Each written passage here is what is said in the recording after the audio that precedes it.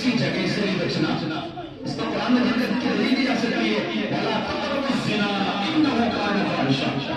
قرآن نے وَلَا تَفْعَلُوا الزِّنَا نہیں کہا, زنا نہ کرنا یہ نہیں کہا. وَلَا تَقْرَبُوا الزِّنَا, زنا کے قریب بھی نہ جانا.